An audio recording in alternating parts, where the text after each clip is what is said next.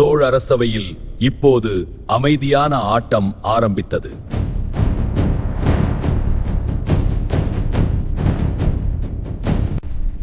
வெளியில் அமைதி இருந்தாலும் உள்ளே ஒவ்வொருவரும் தங்கள் கணக்கை போட்டுக் கொண்டிருந்தார்கள்.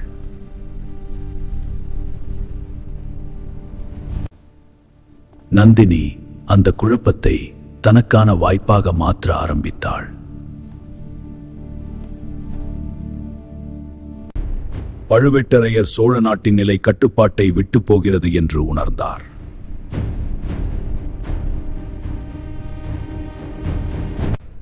மதுராந்தகன் மன்னனாகும் கனவை இப்போது நம்ப ஆரம்பித்தான்.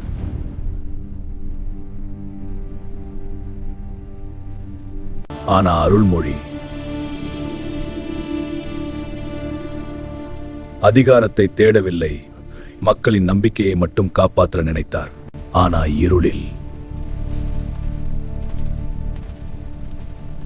யாரோ எல்லாவற்றையும் கவனித்துக் கொண்டிருந்தான்.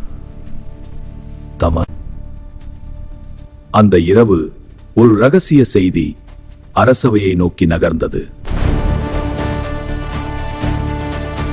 நந்தினி இப்போது அடுத்த பெரிய நகர்வுக்கு தயாரானாள்.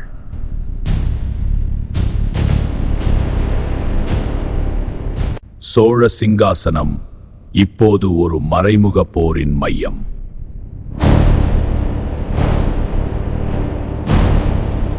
சோழ வரலாற்றின் அடுத்த அத்தியாயத்தை காண இப்போதே சப்ஸ்கிரைப் பண்ணுங்க. The story continues.